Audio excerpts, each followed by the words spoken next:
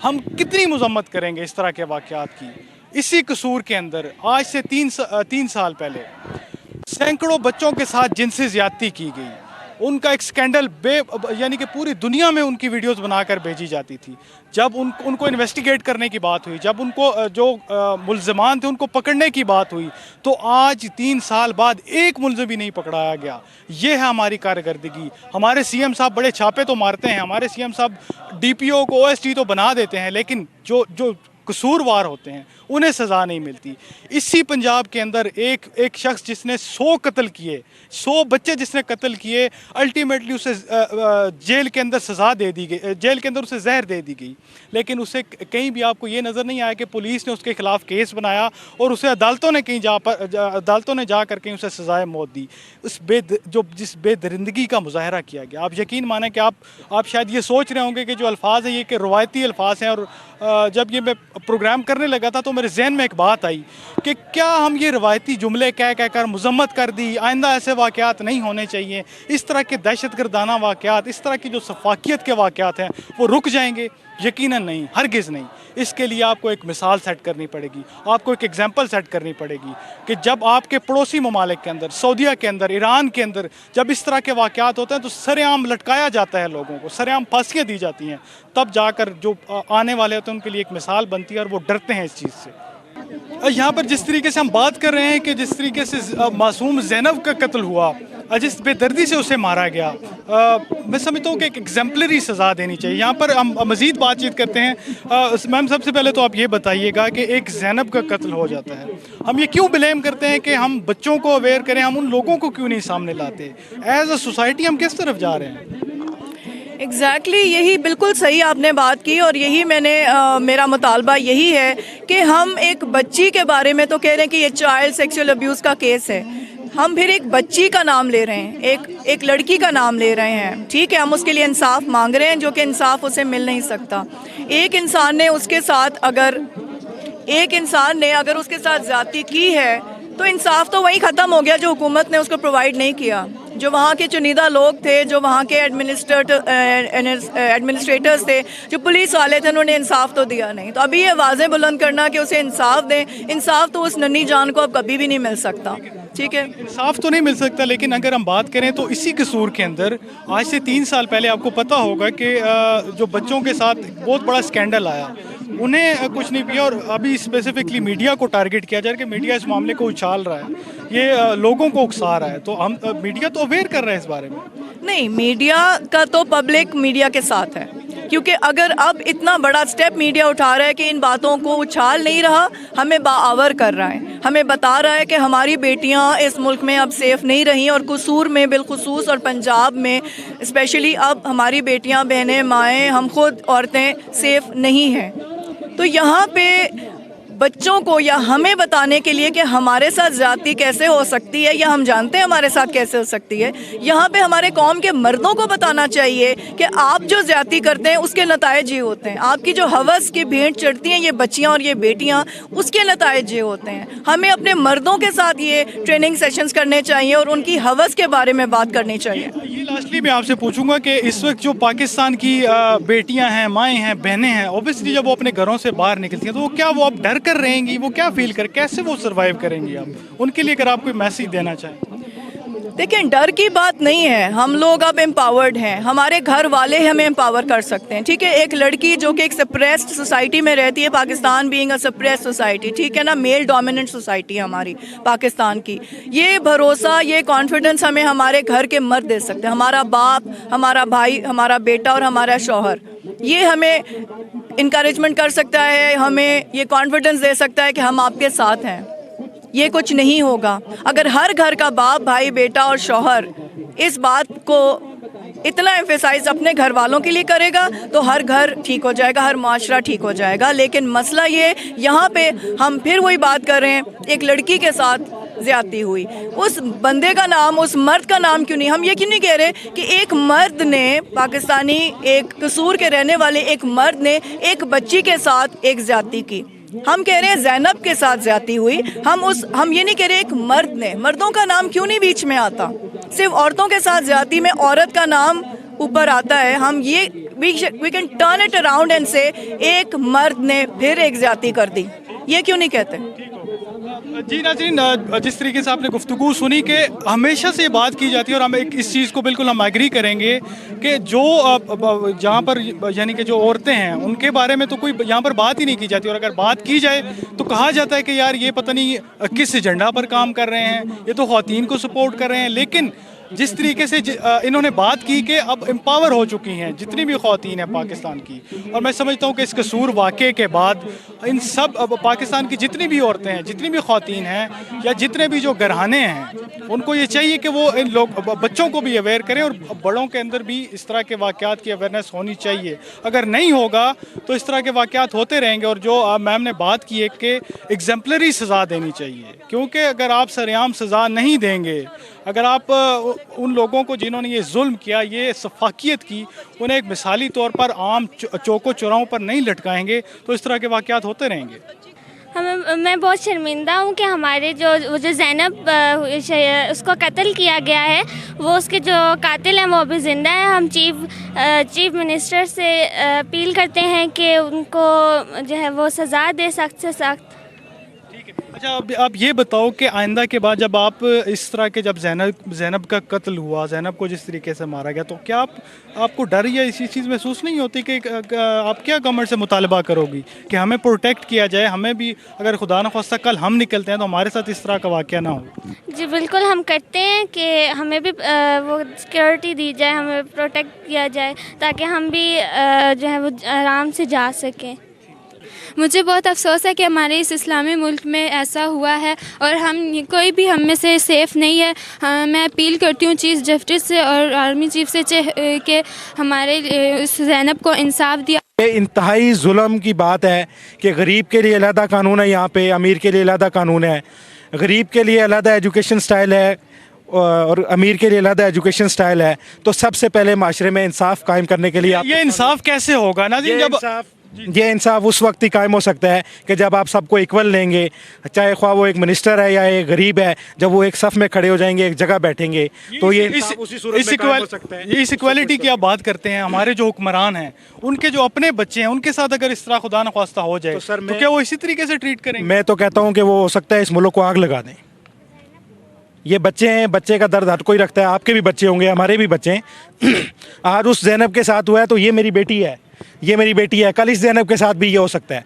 हम इस मकसद के लिए यहाँ आए कि इस आग को रोका जाए, इस काम को यहाँ पे रोका जाए। अगर ये काम बढ़ता गया तो कल कोई भी उठ के किसी के घर में भी कोई हादसा ऐसा हो सकता है और ये दर्द हो सकता है। हुक्मरान असल में बेगैरत हो चुके हैं, इनका खून सफ़ेद हो चुका है।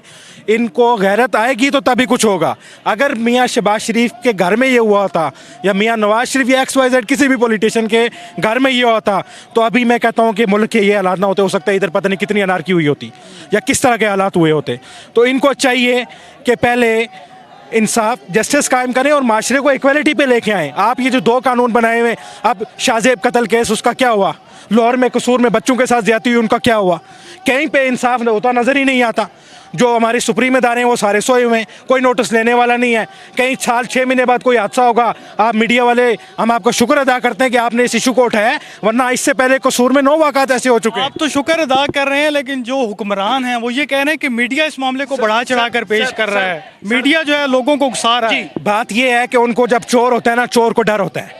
तो ये हुक्मरान बेसिकली चोर है। ये जिसने ये बातें की हैं, राना सनाउल्लाह, वो तो खुद एक बहुत बड़ा ब्लैकमेलर बंदा है। उसकी अपनी क्या है, उसने तो इससे पहले पता नहीं कितने लोग मरवा चुका है आज तक। वो किस तरह की बात कर रहे हैं? वो मीडिया को अंडर प्रेशर कर रहा है ताकि मीडिया इस इशू को ना उछाले, लोगों के पास अवेयरनेस न जाए। मैं तो मीडिया का शुक्र इसलिए अदा करता हूँ कि हर मामले पे मीडिया ने एटलीस्ट लोगों को एक अवेयरनेस दी है, लोगों को सेल्फ राइट के बारे में बताया है। लेकिन ये अगर हुक्मरान ऐसी बातें कर रहे हैं तो लानत और शर्म का मकाम है कि हम इनको मजीद कुछ नहीं कह सकते। इन्होंने मेरे ख्याल में अल्लाह को जान नहीं देनी, ये अभी दोनों हाथों से दौलत को लूट रहे हैं। इनको ये नहीं पता कि इनकी कब्र और मेरी कब्र दोनों 6 गज ही होगी। 7 गज कोई बहुत मुश्किल वाले लोग होते हैं जिनको नसीब होती है। तो मैं आपका शुक्रिया अदा करता हूँ अगेन। यहाँ पर नाज़रीन जो कुछ बच्चियाँ हैं इनसे अगर हम बातचीत करना चाहें कि बिल्कुल जिस तरीके से ज़ैनब मासूम थी, जिसे बिल्कुल ये अंदाज़ा नहीं था कि वो उसके वालिदैन घर पर नहीं है, वो पढ़ने के लिए जा रही है, वो कहा जा रहा है कि वो ट्यूशन पढ़ने जा रही थी। इसी तरीके से जब उस ज़ैनब के साथ ये कत्ल हुआ, और मैं कहता हूँ कि रवायती अल्फाज कह कर, ये रवायती अल्फाज बता कर बहसियत साफ़ी हम थक गए हैं कि हम मजम्मत कर दी, हमने फ़लाँ कर दिया फ़लाँ, लेकिन कौम की बेटी आज भी, गरीब की बेटी, मैं स्पेसिफिकली बात करूंगा, इन हुक्मरानों के जितने भी इनकी औलादें हैं, ये बाहर पढ़ेंगी, यहाँ पर पढ़ेंगी तो यहाँ पर पुलिस के स्क्वाड इनके साथ जाएंगे, इनके साथ सिक्योरिटी गार्ड जाएगी। अगर गैर महफूज है तो वो एक आम आदमी का बच्चा गैर महफूज है। जी बेटा, आप बताइएगा कि आप क्या ज़ैनब के बारे में आप क्या बात बताना चाहेंगी? मैं ज़ैनब हूँ, मुझे इंसाफ चाहिए। ठीक है, अच्छा आप ये बताओ कि जब ज़ैनब के साथ इस तरह मर्डर हुआ, उसे मार दिया गया, तो क्या आप क्या मुतालबा करोगी गवर्नमेंट से, हुकूमत से, कि वो आपको कैसे प्रोटेक्ट करे? ज़ैनब कसूर की रहने वाली थी जिसको दरिंदों ने कत्ल किया। और आप ये मुतालबा करती हो कि जो ज़ैनब के कातिल हैं उनको पकड़ा जाए और फांसी दी जाए। ठीक है नाज़रीन, ये बच्चे हैं, मासूम बच्चे हैं जिनकी आपने गुफ्तगू सुनी, इनका भी ये मुतालबा है। हालांकि इनकी ये उम्र नहीं है इतनी बातें करने की, इतनी संजीदा और इतनी बड़ी बातें करने की, लेकिन आप देखें कि पे दर पे ऐसे वाक़यात हो रहे हैं, एक के बाद एक वाक़या हो रहा है, जिसके बायस ये छोटे छोटे बच्चे, आज इनके अंदर भी शऊर आ चुका है। सो हुक्मरानों को कम अज़ कम कुछ और नहीं आता, तो वो जो ख्वाजा आसिफ साहब वाली बात है, कोई शर्म होनी चाहिए, कोई हया होनी चाहिए। साथ आपको राणा सनाउल्लाह की लाश नजर आएगी, उसके अंदर शहबाज शरीफ की लाश नजर आएगी, उसके अंदर, और फिर किससे पूछें, तो किसी ने कहा कि मैं किसके हाथ पे अपना लहू तलाश करूं, कि सारे शहर ने पहने हुए हैं दस्ताने। ये पूरी कौम हार जाती है और ये खबीस माफिया जीत जाता है। और लोगों, खुदा की कसम, जितने ये मुजरम उतना मैं मुजरम, उतने आप मुजरम। क्यों? इसलिए कि किसी शायर ने लिखा है कि डूबी हैं अपनी उंगलियां खुद अपने ही लहू में, डूबी है अपनी उंगलियां खुद अपने ही लहू में, ये कांच के टुकड़ों को उठाने का सिला है, इन बेगैरतों को वोट देने का ये सिला है कि आप अपनी बेटियों की लाशें उठा रहे हो। इस निज़ाम को एक इनकलाब की जरूरत है, इस निज़ाम को एक इनकलाब की जरूरत है। और डरो उस वक्त से जब मेरे घर की ज़ैनब और आपके घर की ज़ैनब तक ये आग पहुंचे। और क्रिमिनल आदमी का कोई मजहब नहीं होता, कोई जोग्राफियाई सरहद नहीं होती। कसूर में वाक़या हुआ तो मरी में फील करो, कसूर में वाक़या हुआ तो कैपिटल में फील करो। और मैं कहता हूँ, क्या ये बेटी भी तहफ़्फ़ुज़ से स्कूल जाएगी, वो भी बेटा भी तहफ़्फ़ुज़ से स्कूल आ जाएगा, या तुम्हारे बेटों को बुलेट प्रूफ गाड़ियों से निकाल के यही बच्चे अपनी नोक के तले कुचलेंगे, क्योंकि ये भी बच्चे हैं और तुम्हारे भी बच्चे हैं। आज क्या वजह है कश्मीर के अंदर, फ़लस्तीन के अंदर हम कमज़ोर क्यों बढ़ गए? इसलिए कि जुल्म का निज़ाम राज है। हज़रत अली ने कहा कि कुफ्र का निज़ाम चल सकता है, जुल्म का निज़ाम नहीं चल सकता। पर इससे बड़ा क्या जुल्म हो कि एक गरीब आदमी, मैं समझता हूँ कि हम जो लोग कल कसूर जाएंगे, हम ज़ैनब के घर भी जाएंगे, मैं फील करना चाहता हूँ वहाँ जाकर अपनी बेटी की शहादत को, मैं फील करना चाहता हूँ वहाँ जाकर अपने जो लख्त जिगर हैं उनको।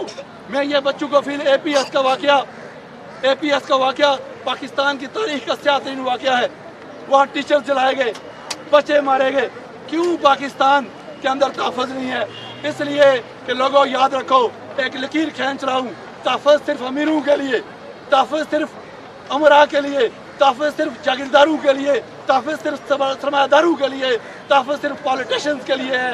गरीब आदमी जब तक खुद इनकलाब की रास्ते पर नहीं चलेगा, यकीन जानो ये जालिम, ये चोर, ये लुटेरे तुम्हें तहफ़्फ़ुज़ नहीं दे सकते। और मैं आज इस बात का ऐलान करता हूँ, हमारी कमेटी आज रात को बैठेगी, हम अगले 72 घंटे में देख रहे हैं कातिल पकड़ा जाता है या नहीं।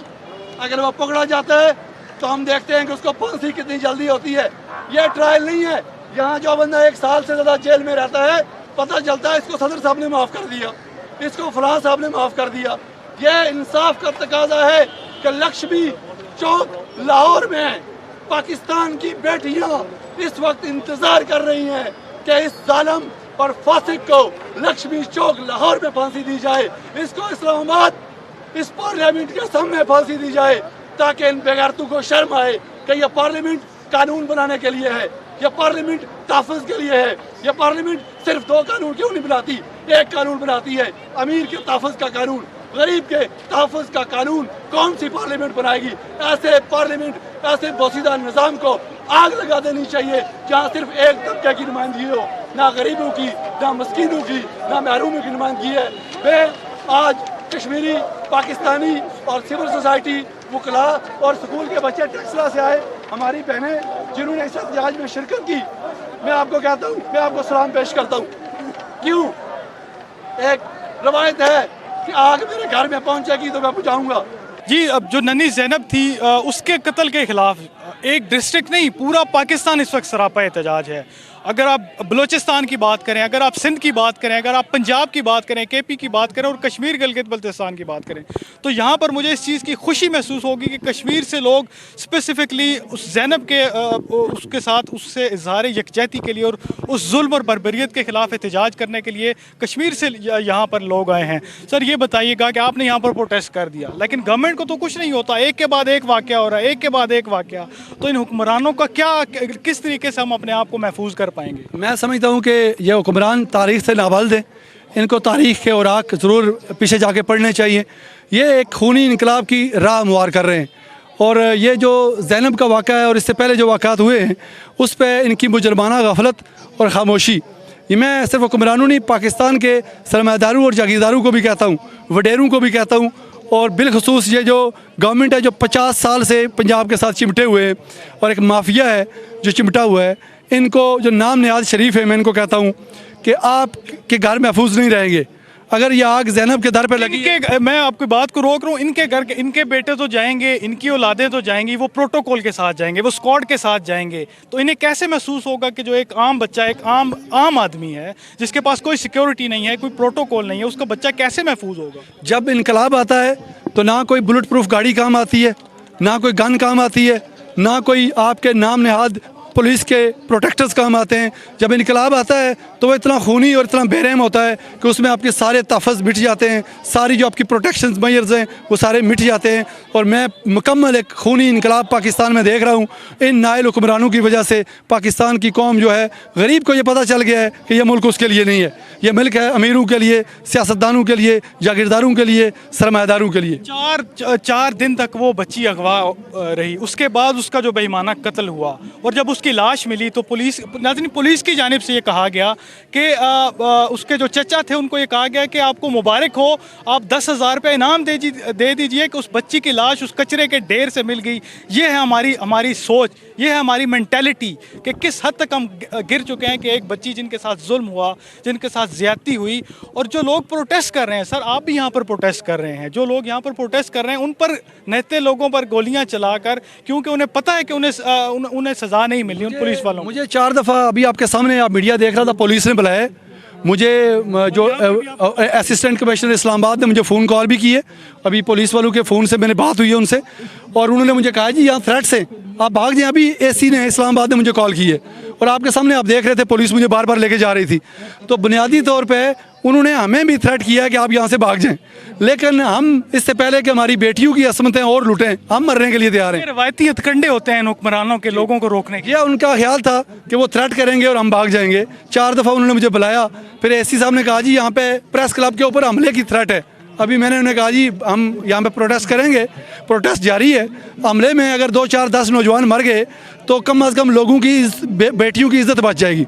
तो बेसिकली मैं समझता हूँ कि ये पुलिस, ये इंतज़ामिया और ये हुकूमत, ये एक ही कट्ठे चट्ठे हैं सारे और एक ही किरदार है और बड़ा भयानक किरदार है पाकिस्तान की तारीख का। ठीक है, अच्छा अब ये बताइएगा कि ये जो ज़ैनब का कत्ल हुआ, इस पे क्या समझते हैं कि ये भी माजी की तरफ इसी तरह से आप एहतजाज करते रहेंगे, हम मीडिया में आवाज़ उठाते रहेंगे, लोग भूल जाएंगे इस केस को? मैं समझता हूँ कि मुझे ये बात कहने में कोई बात नहीं है कि हम पूरी तरह इस पर फोकस करेंगे और अगर हम इन्होंने इंसाफ न दिया, कातिल ना पकड़े गए, उनको फांसी ना हुई, हम मुल्क गिर एहतजाजी तहरीक चलाएंगे। कश्मीर के अंदर खैबर टू हम जो है कराची भी चलाएंगे और भिम्बर से हम नीलम तक एक तहरीक चलाएंगे। हम हर घर में ज़ैनब बैठी है, इसका एहसास इन ज़ालिमों को ज़रूर दिलाएंगे। यहाँ पर आपने मुख्तलिफ लोगों को देखा, इसमें बच्चे थे, ख़वातीन थी, मर्द थे, उन्होंने सबकी गुफ्तगू आपने सुनी। अगर एक बात मैं आपको थोड़ी सी अगर मैं माजी में लिए चलूँ तो इसी कसूर के अंदर, अब मैं कल एक पाकिस्तान के मशहूर और मारूफ साफ़ी हैं, वो वहाँ पर गए हुए थे, वो वहाँ से रिपोर्ट कर रहे थे, वो वहाँ से बता रहे थे, और हमारे कुछ अपने मीडिया के दोस्त कि इसी हलके जिस हलके के अंदर ज़ैनब का कत्ल हुआ, ज़ैनब को जिस बेदर्दी से मारा गया, बेदर्दी से कत्ल किया गया, उसी हलके का जो SHO था, आज से 3-4 साल पहले उसी SHO को 25,000 रुपये रिश्वत देने पर मुअत्तल किया गया, सस्पेंड किया गया। और जब ये वाक़या ज़ैनब वाला हुआ तो जब उस मौके पर जो मुतलका थाने से जब इस मामले की जब मीडिया ने कवरेज लेने की कोशिश की और मालूमात लेने की कोशिश की, तो पता चला कि वही SHO साहब जो आज से कई साल पहले सस्पेंड हो गए थे रिश्वत लेते हुए, वो आज भी ज़ैनब जिस हलके में, जिस हदूद में कत्ल हुई, उस थाने के SHO हैं। ये है हमारा निज़ाम, ये हमारा इंसाफ का निज़ाम। कैसे हम दुरुस्त करेंगे इस निज़ाम को? क्या हम कातिलों को, मैं कातिल समझता हूँ कि जो कातिल को इंसाफ देता है, जो कातिल को सपोर्ट करता है, वो बिल्कुल बराबर का शरीक है। नाज़रीन, अगर इस तरीके से ज़ैनब जैसे, जिस तरह ज़ैनब की इज़्ज़त लुट गई, यानी कि क्या हम फील करें? यानी कि एज अ सोसाइटी आज मुझे शर्म आ रही है अपने आप पे, अपने इस मुआशरे पे शर्म आ रही है कि एक के बाद एक कत्ल। और इसी कसूर के अंदर साल 2017 में 12 ऐसी बच्चियों के साथ सेम चीज़ें हो चुकी हैं, लेकिन ज़ैनब एक हाईलाइट बन गई। ज़ैनब को उस तरीके से ये एक मिसाल है गवर्नमेंट के लिए, हुकूमत के लिए, और ये एक टेस्ट केस है कि वो इस मामले को हल करे। लेकिन लगता नहीं है कि गवर्नमेंट इस बार भी सीरियस है, क्योंकि जिस तरीके से बयानात आ रहे हैं और मीडिया को क्रिटिसाइज़ किया जा रहा है, मीडिया को कहा जा रहा है कि मीडिया इस मामले को उछाल रहा है, मीडिया लोगों को उकसा रहा है, मीडिया कह रहा है कि इस तरीके से प्रोटेस्ट करो। क्या ये मीडिया कह रहा है? क्योंकि मीडिया का तो काम ही है कि हक़ाइक़ को दिखाना, सच को दिखाना।